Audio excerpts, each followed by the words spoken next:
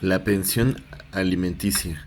La pensión alimenticia es un tema de actualidad y muy importante en la sociedad. Es un tema, o sea, de que voy a comentar de una información de un libro, de un de, de una de una autora que precisamente, o sea, para que se vaya entendiendo el tema, hay que comentarle, hay que platicarle y para compartir un poco este tema jurídico de enorme relevancia. La pensión alimenticia desde el punto de vista socioemocional, los, los juicios familiares generan complicaciones importantes que requieren la atención de diversas disciplinas con el fin de dilucidar la situación imperante en la dinámica que se está analizando.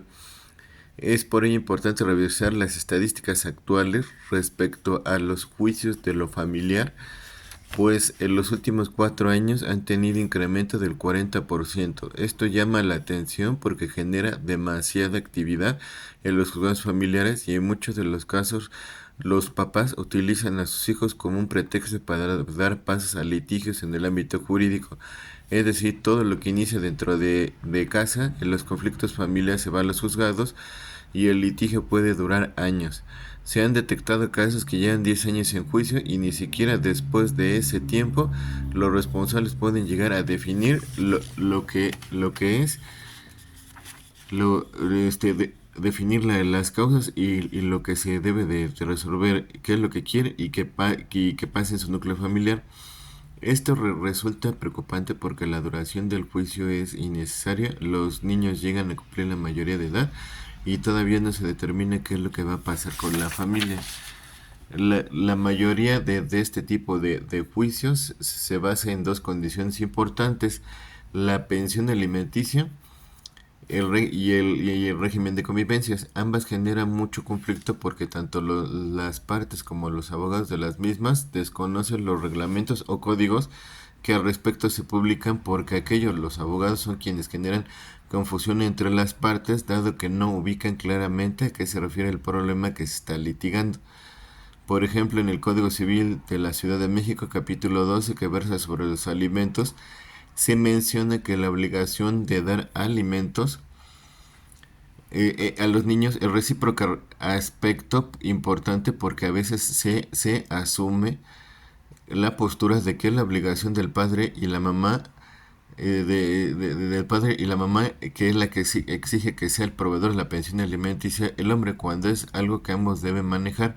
Incluso en las fracciones 1 y 2 especifica de los artículos que están en el capítulo 12, que comprende que no solamente la comida, sino también la habitación, la atención médica hospitalaria y la educación. La atención médica hospitalaria y la educación, ello refleja que hay conflictos que no solo deben litigarse en el ámbito civil, sino que se debe explorar un poco más allá y ver qué pasa en el capítulo tercero, el cual habla de la violencia familiar, el cual se encuentra relacionado con lo anterior, puesto que aborda la violencia psicoemocional. Cuando las partes están en este conflicto por pensión, se detecta una tendencia a manipular la situación y la mayoría de las veces, si el señor no paga la pensión, entonces se le niegan las visitas a sus hijos, sin darse cuenta de que los más afectados son los menores. En el referido artículo se dice que la violencia psicoemocional implica actos o omisiones que consisten en prohibiciones, acciones o condicionamientos mismos que afectarán a quienes lo reciben, así como a su esfera psicoemocional. Los padres, en su lucha en el poder, olvidan que los afectados son sus hijos y los utilizan como intermediarios. Además, el no garantizar y obstaculizar el derecho fundamental del menor de mantener sus afectos y vínculos emocionales con sus progenitores y familiares. Es una forma de maltrato que le provoca un daño a su bienestar y desarrollo emocional. Para proteger los derechos de los niños y las niñas existe, por ejemplo, la Convención Internacional de los Derechos de las Niñas y los Niños, que tiene rango constitucional, lo que supone que sus derechos tendrán prioridad. Convenciones como la anterior son necesarias porque las personas en conflicto manifiestan emociones negativas, sentimientos contrarios, dado que se experimenta inseguridad, se ponen a prueba constantemente, lo que genera confusión, están a la defensiva todo el tiempo y esto conlleva una tendencia de no considerar los puntos de vista de la otra parte. Se ignoran los errores que se cometen y se sobrevalora su posición y tienden a justificarse. Los niños que se ven que se ven inmersos en estos conflictos, al encontrarse en medio de la problemática familiar, desarrollan emociones negativas. Se observa una sensación de amenaza porque el niño comienza a sentir miedo. Por darles un ejemplo, un caso reciente en el que los niños podían ver a su padre los domingos a las 12 p.m. Minutos antes de la cita, la señora enviaba a sus hijos a su habitación poniéndoles que no salieran. En el momento en que el padre llegaba, le decía que los hijos no lo querían y no se querían ir con él. Acto seguido, comenzaban los gritos entre los padres, los empujones. La madre gritaba que su padre la golpeaba y al bajar los niños, ellos eran el blanco de los jaloneos. Uno argumentaba que debían irse con él por orden del juez, en tanto la madre se negaba argumentando que los niños no querían estar con él y lo regresaba. La situación que viven esos niños tiene un alto impacto psicoemocional negativo, experimentan una sensación de amenaza que genera miedo, enojo y tristeza, volviéndolos inseguros y en baja autoestima, ya que se les sitúa en un conflicto de lealtades. Que eso también va relacionado con la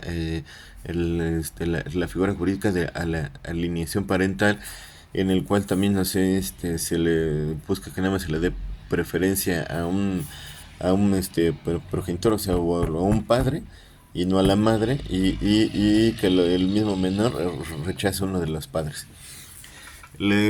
Para los menores, ambos padres son importantes, a los dos los quieren y con ambos desean convivir, porque el sentir que sus padres pelean por ellos les genera mucha culpa al creer que podrían solucionarse las cosas si ellos no estuvieran. Algo muy lamentable es que el suicidio en edad temprana ha aumentado de manera significativa. Actualmente, a nivel nacional, el suicidio adolescente está en tercer lugar de las causas de muerte violenta y el suicidio de niños entre 8 y 14 años de edad es la séptima causa de muerte a nivel nacional. Lo anterior debe tomarse en consideración, pues también se generan otras enfermedades y trastornos psicológicos y sociales en los niños que atraviesan por esta situación, porque no se toman en cuenta ni las necesidades ni los deseos de los menores. Bueno, una leve o pequeña información jurídica para que se pueda tomar en consideración para algunas causas jurídicas que se tengan. Muchas gracias por la atención y buenos días.